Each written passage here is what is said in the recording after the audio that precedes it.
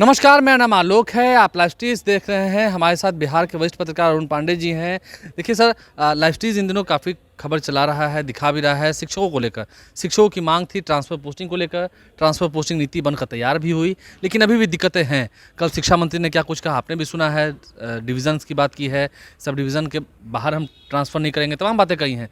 लेकिन जब नियम बन गया है तो वो इम्प्लीमेंट होगा, ये बात भी साफ़ है। देखिए, बिहार में शिक्षकों के स्थानांतरण की जो नई नीति आई है और उसके आलोक में मार्ग निर्देशिका या नियम बने हैं, शिक्षा मंत्री ने जो कल बात कही, एक तरह से सरकार बैकफुट पर है। सरकार को ये समझ में आ रहा है कि शिक्षकों की जो नाराज़गी है, विरोध है, अब तो कई याचिका पटना हाई कोर्ट में दायर हो गई है। शिक्षा मंत्री जो कुछ कह रहे हैं, बात उनकी अपनी जगह है और उन्होंने जो आदेश निकाला है कुछ भिन्न है। भला आदेश लागू होगा कि उनकी बातें लागू होगी? मुख्यमंत्री ने असेंबली में बातें कही थी कि 10 से 4 स्कूल खुलेगा, खुला क्या? इसलिए कल जो बात शिक्षा मंत्री ने कही है, मैं मानता हूं कि उससे ज़्यादा एसीएस ने, एक सिद्धार्थ ने जो बात कही है, जो किया है उसको उन्होंने दोहराया है, स्टिक किया है। शिक्षा मंत्री जो कह रहे हैं, अब अनुमंडल में डिवीज़न होगा। देखिए, एक बात है कि शिक्षा विभाग में हर ब्लॉक में 2 अंचल होता है। क्या वो ये मीन कर रहे हैं कि एक ब्लॉक में 2 अंचल होता है शिक्षा विभाग का? ऐसे तो एक ब्लॉक में कई अंचल होता है। उसके अधीन बात कर रहे हैं, कह क्या रहे हैं, और ऑर्डर जो निकला है वो भिन्न है। दूसरी बात है कि जो इसमें पोर्टल में जो ऑप्शंस दिए गए हैं वो शिक्षक ठगे गए हैं।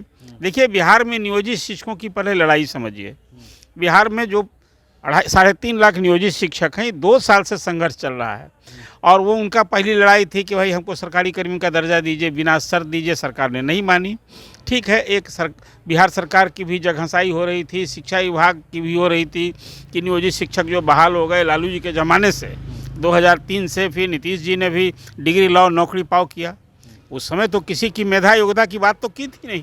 शिक्षक की भर्ती करनी थी और उसमें लोग हुए भर्ती, और भर्ती के बाद जो अब अनुभव आया, ये बात मैं मानता हूं कि आज भी एक आम शिकायत है कि जो शिक्षक घर में हैं, गांव में हैं और गांव के समीप हैं, उनको पढ़ाई से ज़्यादा अपने निजी कार्य में रुचि होती है। ये एक आम शिकायत है। शिक्षकों की यदि प्रतिष्ठा कुछ आँच आई है, गिरी है, तो उन्हें भी अपने झांकना चाहिए कि आखिर क्या कमी है। यही समाज में शिक्षक सर्वाधिक सम्मान पाने वाला ये समाज था, लेकिन आज शिक्षकों के प्रति जो एक आम धारणा क्यों बनी है? शिक्षकों के कारण बनी है। खैर, मैं तो अभी बात कर रहा हूँ शिक्षक का स्थानांतरण नीति की। ये सबसे बड़ी प्रशासनिक फेरबदल की बात हो रही है। ये फेरबदल नहीं है। देखिए, इसमें शिक्षक नियोजित शिक्षक से ठगे गए हैं। उनको कहा गया कि भाई आपके लिए हमने सक्षमता परीक्षा लेंगे। सभी से 3-3 जिले का ऑप्शन मांगा गया था, और जो सक्षमता जो अभी विशेष शिक्षक की नियमावली आई हुई है उसमें स्पष्ट लिखा हुआ है कि उनका कैडर जिला होगा, उनके नियंत्रित पदाधिकारी जिला शिक्षा पदाधिकारी होंगी, जिला में उनका तबादला हुआ करेगा, और सबों से 3-3 जिले का ऑप्शन मांगा गया था। आपने जो नीति लागू किया उसमें कहा कि महिला शिक्षक गृह पंचायत से बाहर और पुरुष शिक्षक गृह अनुमंडल से बाहर। मुझे हैरानी की बात है, जिन अधिकारियों ने, नौकरशाह ने ये नीति बनाई और इसी नौकरशाही ने विशेष शिक्षकों की नियमावली बनाई थी, आपने वहाँ जिला कैडर दिया था। भला बताइए, 8 जिले बिहार में ऐसे हैं जो 1 अनुमंडल वाला है। आप गृह अनुमंडल से बाहर ऑप्शन मांग रहे हैं, तो ये 8 जिले के शिक्षक जो उस जिले के रहने वाले हैं वो तो गृह अनुमंडल में नहीं रहेंगे। अब आइए बात 11 और 11 ऐसे जिले हैं जहाँ 2 अनुमंडल है, 11 ऐसे जिले हैं जहाँ 3 अनुमंडल है। अब आपने गृह जिला छोड़ करके 3-3 अनुमंडल अनिवार्य रूप से मांगा है। मांगा तो आपने 10 अनुमंडल और 10 पंचायत मांगा है। बिहार में 4 ऐसे जिले हैं जहाँ की 4 अनुमंडल है और 1 ऐसा जिला है जहाँ 5 अनुमंडल है। अब भला बताइए कि 8 जिला जो ऐसा है, आपने कुछ ऐसी रूपरेखा बनाई। अब इसी को लेकर हाईकोर्ट लोग गए हैं। एक और बात है, देखिए, महिला शिक्षकों की सुविधा का हर कोई ख्याल रखता है, लेकिन नीति नियम में तो कोई फर्क नहीं ना होगा। फिर वो कॉन्स्टिट्यूशन का सब महिला शिक्षक पुरुष शिक्षक की एक सेवा शर्त है, एक वेतन है, काम एक है।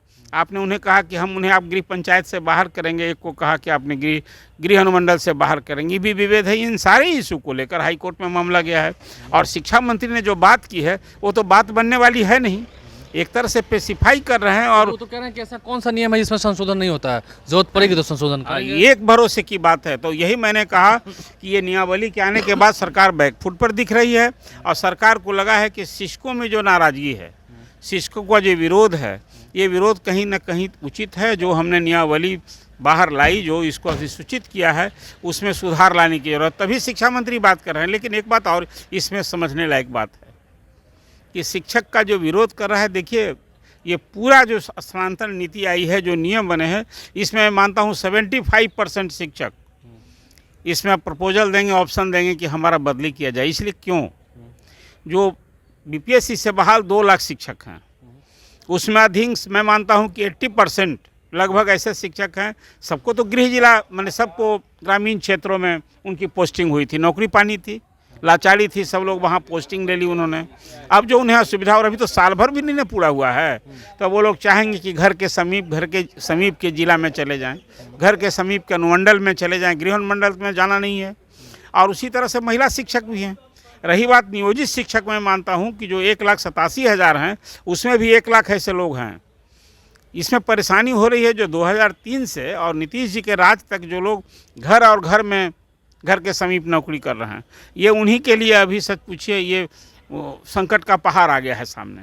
ऐसे लोगों के लिए अभी उदेरबुन में है, और अभी तो रोज़ हज़ारों की संख्या में आवेदन आ रहे हैं। कोई अभी जो मेरी अपुष्ट सूचना है, कोई 40-50 हज़ार आवेदन आ चुके हैं, लोगों ने ऑप्शन किया है। और ये संख्या जो 22 नवंबर तक आनी है, इसमें कोई जो अभी जितने शिक्षक हैं उसमें कोई 3 लाख से अधिक शिक्षक है। बिहार की नीतीश गवर्नमेंट फिर एक नया इतिहास रचने जा रही है।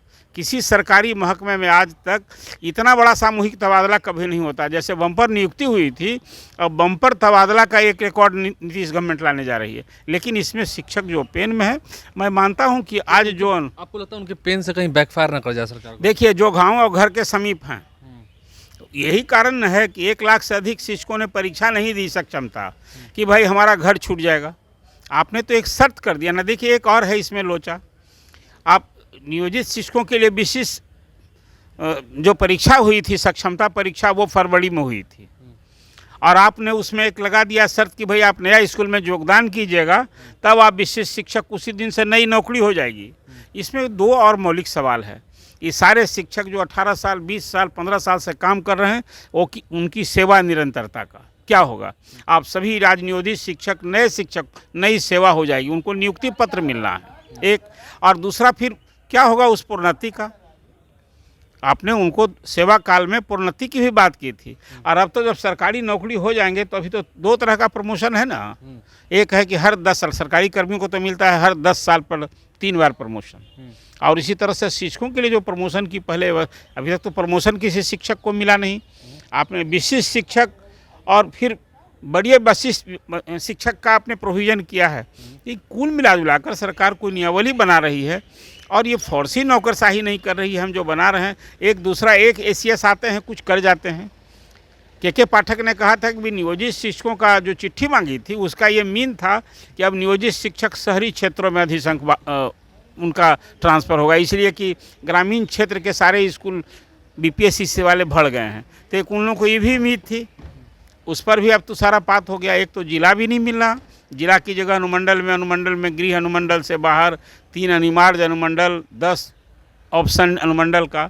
ये कारण से शिक्षक ठगे महसूस कर रहे हैं। और ये जो कि इशू है, आपने ठीक कहा कि ये 5.5 लाख शिक्षक परिवार का सवाल है। ये चुनावी साल है, ये बैकफायर करने वाला भी तो तीसरा इशू हो जाएगा। आप 3.5 लाख के शिक्षक नहीं हैं, 3.5 लाख परिवार है जो इस शिक्षा से घर छोड़ेंगे, अपना समीप का स्कूल छोड़ेंगे, तो क्या वो स्कूल सरकार से खुश रहेंगे?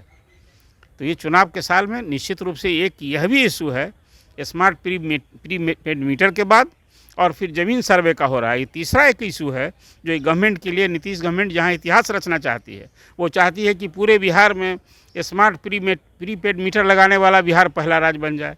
2 करोड़ घरों में लगाना है, अभी 60 लाख घरों में लगा है, रोज़ विरोध हो रहा है, पुलिस के बल पर लगाया जा रहा है। ज़मीन सर्वे को लेकर गांव-गांव में एक परिवार में अब हो गया है, विवाद शुरू हो गया है। इन चीज़ों को कौन फोर्सी करेगा?